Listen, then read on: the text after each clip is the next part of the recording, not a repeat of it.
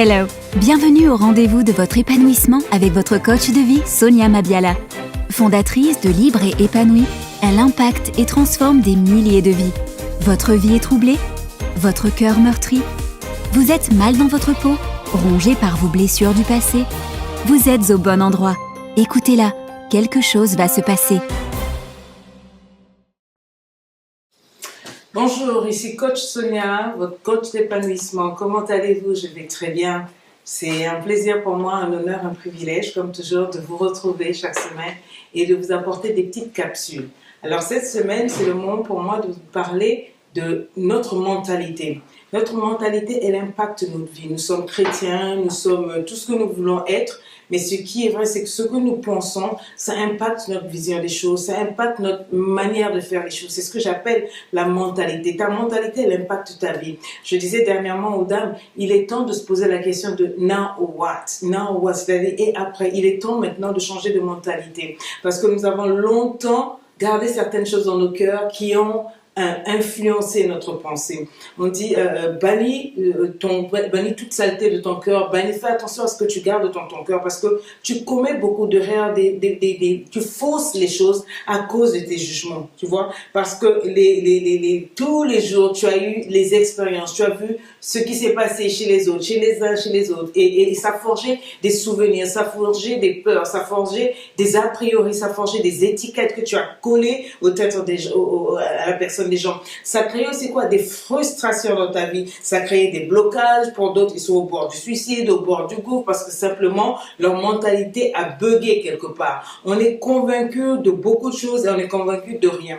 Moi, j'avais un problème avant, c'est que je ne faisais pas la différence entre les hommes et les garçons. Et donc, je tombais sur des hommes des hommes garçonniers, on va dire, qui se comportaient pas vraiment de la manière dont moi j'attendais. Et j'étais convaincue dans ma vie que tous les hommes étaient les mêmes. Je n'arrivais pas à faire la différence entre une femme et une fillette, un homme et un garçon. Alors qu'en fait, il y a une grande différence, ce qui veut dire que d'une façon simple et claire, un homme véritablement se comporte différent d'un garçon. Un garçon, ce n'est pas une question d'âge, ce n'est pas une question de stature, ce n'est pas une question aussi d'intellect ou de quoi que ce soit, c'est une question de maturité, c'est une question de mentalité. Vous avez un garçon qui va vous dire que lui, il a envie de se faire ses souvenirs, il a envie de collectionner les femmes et tout et tout. Et si vous tombez sur une telle personne, eh bien, il y a de quoi se mordre le doigt et se dire que oui, tous les hommes sont pareils. Mais non, il y a des hommes. Les hommes, ce ne sont pas les nourrissons. Les nourrissons, ils ont envie d'être pouponnés, ils ont envie qu'on prenne soin d'eux, ils ont envie de se faire voir au niveau des amis et autres.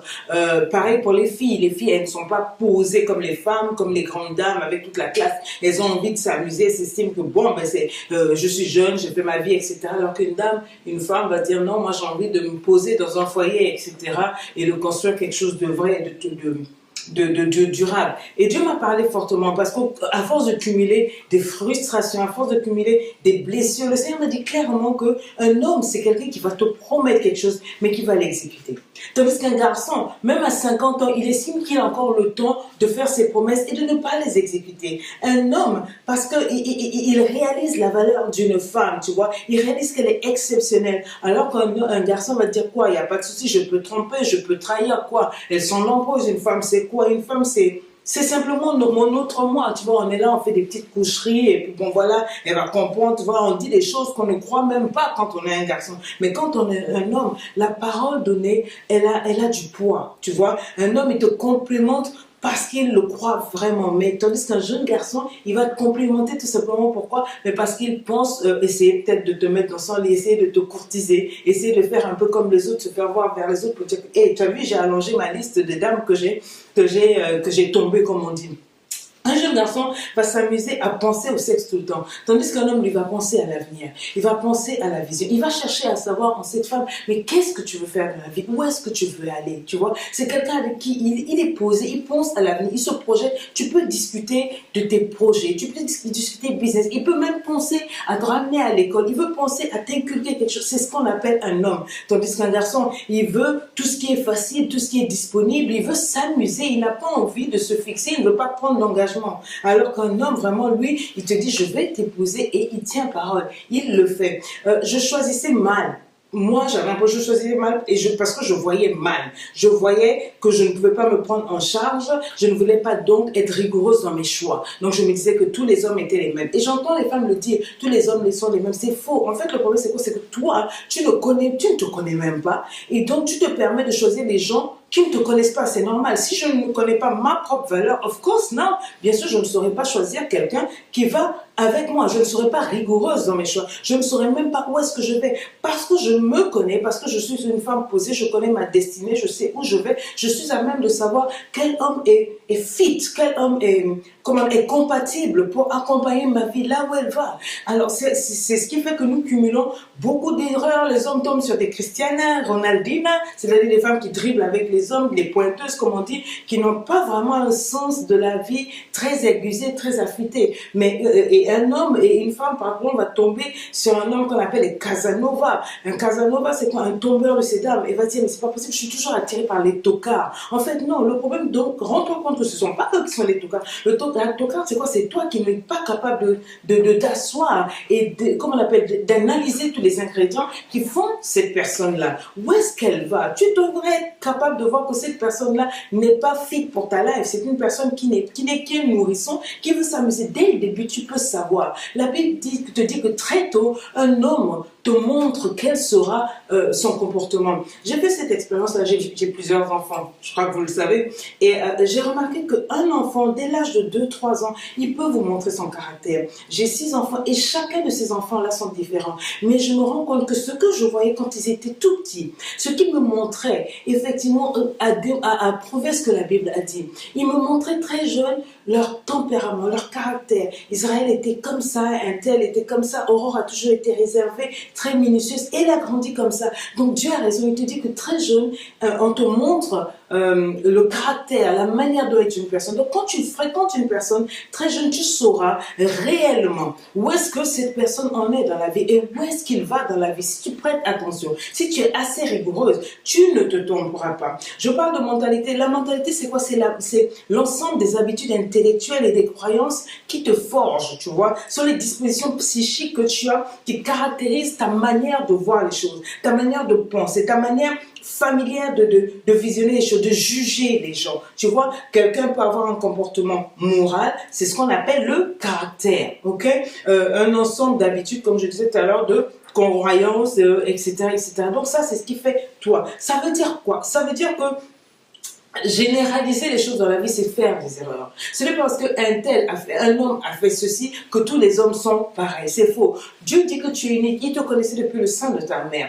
Toi, tu n'aimerais pas que l'on dise que tu es comme tout le monde. Même nous, les femmes, nous aimons bien être différents. Nous aimons bien être reconnus, être célébrés pour notre unicité. Je suis unique, je suis originale. J'ai mon ADN, il est unique. Ça, j'aime ça. Mais non, elle se fausse parce que les hommes disent non, vous, toutes les femmes sont pareilles. Non. Déjà, nous n'avons pas les mêmes éducations. Nous n'avons pas été élevés dans les mêmes environnements. Nous sommes toutes différentes. Je suis différente des autres. Nous n'avons pas dans le même sens. Ta vie peut me ressembler à certains aspects, mais ça ne veut pas dire que toi et moi nous sommes pareils. C'est vrai que sur l'acte de naissance, on a écrit sexe féminin, sexe masculin. Ça veut dire que nous avons le même genre, mais nous ne sommes pas pareils. J'ai une vision différente, j'ai une éducation différente, j'ai une culture différente.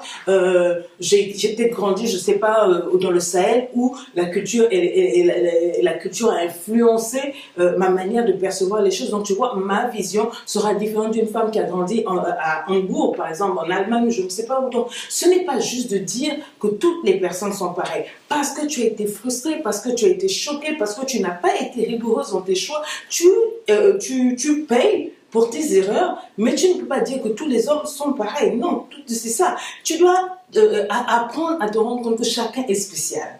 Cet homme avec lequel tu es spécial. Il peut avoir 1, 2, 3, 4 traits communs avec tous les autres hommes, mais ça ne veut pas dire qu'ils sont tous pareils. Ça veut dire que cet homme est différent. Une femme, c'est quoi? Une femme, c'est d'être assez sage pour détecter, faire des investigations. Quand un homme ou un garçon s'approche d'elle, Elle doit être assez posée, assez intelligente pour ne pas généraliser les choses et détruire les vrais hommes qui vont s'approcher d'elle. Parce que forcément, il y a des vrais hommes. Forcément, il y a un vrai homme qui s'approche de toi et qui vient avec des bonnes intentions. Tu dois être assez humble pour demeurer, comme on appelle, au pied du Seigneur pour prier afin que Dieu te révèle réellement qui est qui. Est-ce que c'est un homme ou est-ce que c'est un garçon? Tu dois être assez sage pour ne pas t'accrocher dès que tu vois un homme. Dès que tu vois un homme, à l'intérieur, ça peut être un nourrisson.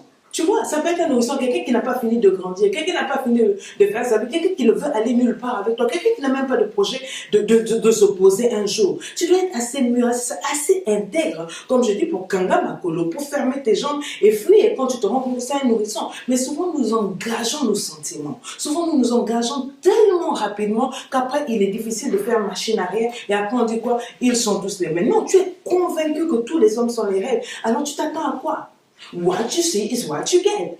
What you see is what you get. Si tu t'attendais à ce que cet homme-là se comporte comme tous les hommes, et bien donc c'est normal qu'il se comporte de la sorte qu'il se comportera comme ça parce que toi déjà, tu viens avec tous tes a priori, tu viens avec tout ton bagage d'expérience, tu viens avec tous tes souvenirs, toutes tes croyances comme quoi ils sont tous les mêmes. Il suffira que cet homme fasse une petite erreur, que bam, tu vas me dire, ils sont tous pareils. Mais ce n'est pas juste. Cette croyance, donc cette manière de voir les choses, va conditionner tes choix, va conditionner tes attitudes, va conditionner toutes tes relations. Tu vas attirer les mêmes personnes dans ta vie. What you see is what you get. Ce que tu vois, c'est ce que tu as. Si tu les vois tous comme pareils, eh ben, tu auras toujours des gens pareils. Tu vas continuer de prier, mais de tomber sur les mêmes personnes parce que dans ton esprit, ils sont tous les mêmes. Tu vas continuer de prier, mais tu ne vas pas accepter que quelque chose de différent peut arriver avec un homme. Tu ne vas pas croire qu'il y a des hommes bien. Tu vas rester sur ta position négative et tu vas continuer à penser comme ça. Et tu es tel que sont les pensées de ton cœur. Tu es tel comme ça. Tu vas attirer dans ta vie ce genre d'hommes-là qui ne savent pas traiter les femmes comme étant des princesses, tu vois. Tous les hommes ont des qualités. Ils ont tous des qualités. Toutes les femmes ont des qualités. Mais nous sommes différents. Nous avons tous aussi des défauts. Les femmes ont des qualités, les hommes ont des qualités, vice-versa. Tu vois. Et c'est pour ça que Dieu dit que nous sommes complémentaires. Nous sommes complémentaires. Nous apprenons à nous côtoyer. Et nous attirons ce que nous croyons. Si tu crois qu'ils sont nuls, eh bien tu auras des gens nuls. Il y a une différence entre la vérité de ce que tu vois et la réalité. D'accord. Tu me présentes quelqu'un qui est un gagnant par la force des choses, et tu me peux prendre quelqu'un qui est un perdant à cause de ses faiblesses, tu vois. Évite de tomber des nues. Évite de tomber de haut parce que n'espère pas trop si tu n'as pas, comme je dis, creusé les ingrédients. Quand je parle de creuser les ingrédients, si tu n'as pas creusé un peu le caractère, la personnalité de la personne, ne fais pas subir à une femme ce que tu ne tolérerais pas que l'on fasse subir à ta soeur. C'est ce que je dis toujours aux hommes. Ne dis pas que toutes les femmes sont les mêmes.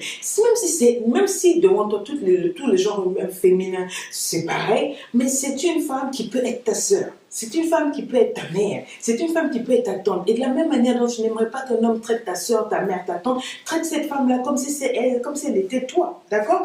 Et même pas en parole. D'accord? Pour la faire souffrir avec des actes. Sois un homme. J'appelle homme, donc avec grand H. O-M-2-E, mais pas un garçon, pas un nourrisson, quelqu'un qu'on va tenir comme ça, tout et tout. Pour toi, qu'est-ce que les femmes représentent? Qu'est-ce qu'une femme?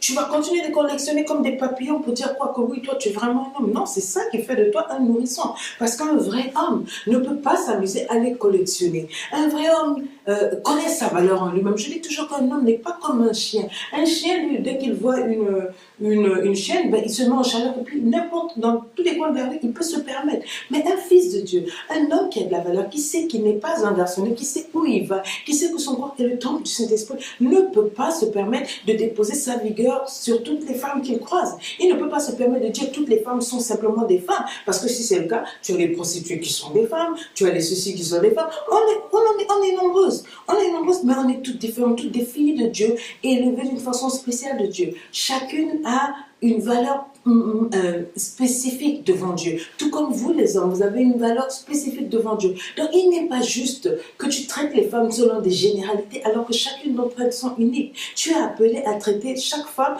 comme étant une maman, une soeur, une grande soeur et celle que tu vas épouser comme étant la femme que tu vas honorer par-dessus tout. Tu comprends? Tu ne peux pas aller vers les femmes dans les relations en te disant non mais toutes les femmes sont pareilles. Pourquoi? Parce que tu as entendu ton père le dire, parce que tu as entendu tes oncles le dire, donc tu traites toutes les femmes pareilles. Ce n'est pas juste. Et ça va faire quoi? Ça va entraîner des frustrations dans ta propre vie et dans la vie de ces femmes. Parce que dès qu'elle va faire quelque chose, tu vas dire, c'est pareil, elles sont toutes pareilles. C'est faux. C'est un mensonge, je veux dire. C'est un mensonge qui va affecter ta vie et qui va t'emmener à fausser tout ton jugement et à prendre des mauvaises décisions. Parce que quoi, si tu te dis que toutes les femmes sont pareilles, comment est-ce que tu vas les traiter?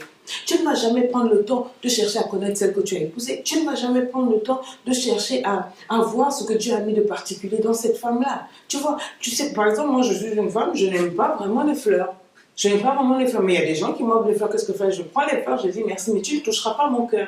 Maintenant, il faut me connaître pour savoir ce que j'aime particulièrement. Mais si toi, tu te dis que non, toutes les femmes aiment les fleurs parce qu'on t'a dit ça, mais tu vas te planter. Tu vas te planter. Non, ça, il ne faut pas marcher de manière, comme on appelle, ritualistique. Oui, on a des stéréotypes, on dit que toutes les femmes sont ceci, toutes les femmes. Non, chaque femme est différente. Il y a d'autres femmes qui vont dire, moi, je me sens aimée plutôt quand mon homme me tient la main. Il y a une autre qui va dire, ah non, moi, je préfère des petits bisous dans le cou. Il y a une autre qui va dire, ah non, moi, je préfère des SMS dans la journée. Ça me conditionne pour le soir, tu vois. Mais si tu ne prends pas le temps de découvrir la personne, sauf peut-être qu'elles sont toutes pareilles, qu'est-ce que tu fais? Mais tu vas au-devant de difficultés, tu vas au-devant de problèmes. Non, et ce n'est pas à ça que Dieu t'a appelé. Dieu t'appelle à découvrir cette femme. La Bible dit que Adam et Ève étaient tous deux nus devant l'Éternel. Et ils n'en avaient point. Ça veut dire qu'on se connaît. On se connaît, on apprend à connaître l'autre, on apprend à découvrir l'autre, on apprend à être transparent envers l'autre. Pour bien le connaître, tu dois être capable de connaître la personne avec qui tu veux passer toute ta vie. Même les yeux fermés, tu es capable de retrouver les traits du visage. Tu es capable à des distances de dire les mêmes choses. Si on te dit, mais que dirait ta femme si c'était telle situation, tu devrais être quand même capable de dire au bout d'un certain temps, ma femme, elle aime ça, elle dirait ceci, elle dirait cela. À tel moment, ça, je peux dire que tu connais la personne. Mais si tu les prends dans leur généralité, tu t'exposes et tu vas vraiment au-devant de grosses difficultés. Et c'est pour ça que j'ai voulu aujourd'hui reparler de ça. Parce que notre mentalité, elle nous joue des tours souvent. Elle nous joue des tours souvent. Pas seulement au niveau relationnel, elle nous joue des tours pour tout. On placard des étiquettes, on placard des stéréotypes sur quelqu'un. On appelle les gens par le nom de leur situation. Oh la veuve, oh la stérile, oh quoi. C'est pas parce que quelqu'un a vécu une situation particulière que ça veut dire qu'elle doit porter le nom de sa situation. Mais c'est ça que la société fait. On aime généraliser, on aime coller des étiquettes, on aime coller des stéréotypes et ne pas se fatiguer, ne pas être rigoureux dans notre recherche de l'autre. On ne veut pas donner une chance à l'autre. On ne veut pas aussi se fatiguer à chercher à découvrir l'autre. Et pourtant,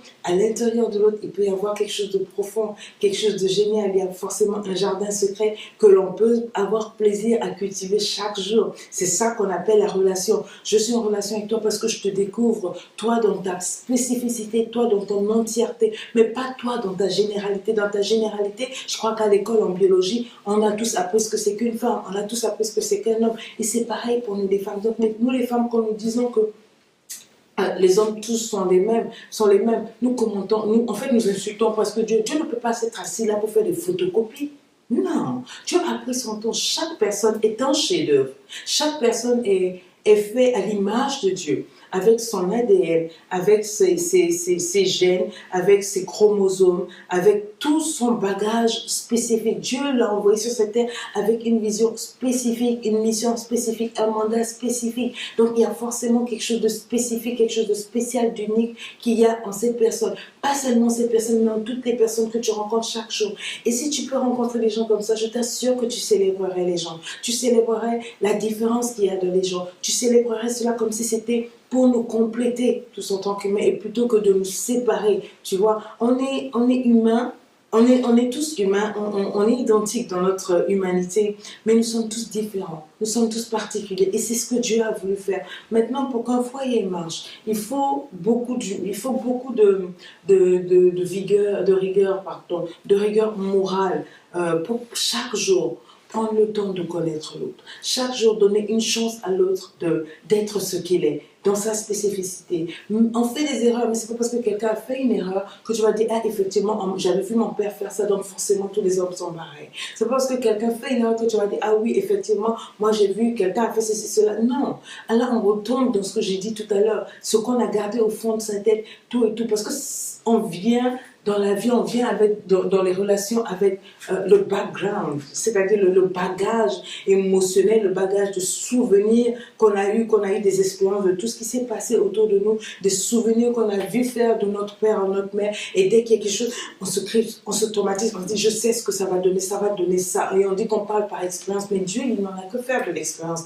Dieu, il est capable de faire quelque chose de nouveau chaque jour. Alors s'il y a un homme qui vient dans ta vie aujourd'hui, qu'est-ce que j'ai envie de te dire? J'ai envie de te dire, donne-lui une chance. J'ai envie de te dire, prends le temps de le découvrir. J'ai envie de te dire, comment on appelle, découvre ce que Dieu a mis en lui, de façon spécifique, de façon unique. Prends le temps de le regarder quand il parle. Prends le temps de l'écouter et donne-lui une chance d'être ce qu'il est. N'essaie pas de forger son image, sa personnalité pour ressembler à ce que toi tu veux. Parce que là, tu vas en faire quoi? Un mannequin, un pantin. Et ça, c'est pas bon. Parce qu'au bout d'un certain temps, la véritable nature de cette personne va pointer à l'horizon et c'est là qu'il y aura des casses. Laissez les gens être ce qu'ils sont. Bien sûr, dans le bon sens du mot, je ne suis pas en train de dire laisser les gens se comporter comme des animaux. Non, je suis en train de dire qu'en termes de relation, il est important de laisser quelqu'un être celui qu'il est et de ne pas le mettre dans une boîte générale pour dire que non, tous les hommes sont pareils, je n'ai pas de chance, je ne fais pas ceci. Tu vas te punir toi-même dans tes émotions, dans tes sentiments. Tu ne pourras même pas découvrir, il n'y aura même pas d'expérience, il n'y aura même pas comment on appelle, de spontanéité dans ta vie, tu vois. Et c'est vraiment dommage parce que je trouve que ta vie sera un peu monotone, minable. Pourquoi pas misérable? Alors que la vie, elle est fun. Les gens sont fun. Bien sûr, tu as des gens qui sont méchants. Bien sûr, tu as des gens qui sont gentils. Mais bon, qu'est-ce qu'on en fait? On en fait ce qu'on peut en faire. On prend les gens tels qu'ils sont. Il y a des gens qu'on va aimer à distance. Il y a des gens qu'on va aimer, qu'on va autoriser dans nos vies. Et puis c'est tout. Voilà, on prend des décisions sur la base de ce que nous recevons de Dieu. Dieu te prend dans ta spécificité. Spécificité. Jamais tu ne verras Dieu en train de dire vous êtes tous les mêmes. Non, non, non. Même les gens aiment bien se dire oui, Dieu aime tout le monde pareil. C'est faux. C'est faux. Si tu fouilles bien ta Bible, tu verras, il a dit j'ai aimé Esaïe, j'ai haï l'autre. C'est Dieu. J'ai haï ceci, j'ai haï cela. Donc, même Dieu, il choisit, il a ses préférences. Donc, c'est pour te dire que tout le monde n'est pas pareil. Tout le monde n'est pas pareil. Il y en a qui vont dire, mais c'est quoi ce message qu'elle est en train de donner? Je suis en train de donner le message que comme quoi il ne faut pas tomber dans les généralités parce que ça fait faire beaucoup d'erreurs. Il ne faut pas poser des étiquettes sur les gens avant de les connaître. Il faut prendre le temps de les découvrir. Prendre le temps de les connaître. Et c'est en cela qu'on peut devenir riche. C'est en cela qu'on peut tomber sur l'homme ou la femme de sa vie. Voilà, c'est en se donnant le temps, en étant rigoureux soi-même, en sachant où on va, qui on est et ce qu'on est appelé à faire dans cette vie, que l'on sera capable de savoir telle personne, je la connais, j'ai pris le temps de la découvrir, j'ai pris le temps de la connaître, donc je peux autoriser cette personne à m'accompagner, à entrer dans ma vie pour faire le reste du chemin ensemble. Donc c'est de ça qu'il s'agit aujourd'hui. Je voulais vraiment partager cette capsule d'épanouissement, juste histoire de te dire que il est possible pour toi de découvrir quelqu'un d'extraordinaire juste autour de toi, que tu ne voulais pas voir avant parce que trop blessé par le passé, que tu t'es convaincu que tous les hommes se ressemblaient, que toutes les femmes se ressemblaient. J'avais envie de te dire que non, tout le monde ne se ressemble pas et que ce n'est pas fair, ce n'est pas juste de cataloguer tout le monde dans un même sac parce que tout simplement toi-même tu n'apprécierais pas et puis voilà. Donc voilà, que Dieu te bénisse et puis je vous dis rendez-vous à la prochaine capsule d'épanouissement. Bye bye.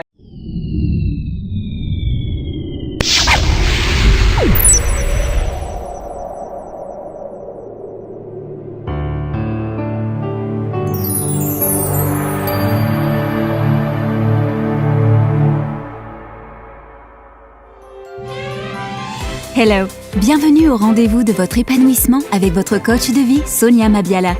Fondatrice de Libre et Épanouie, elle impacte et transforme des milliers de vies. Votre vie est troublée? Votre cœur meurtri?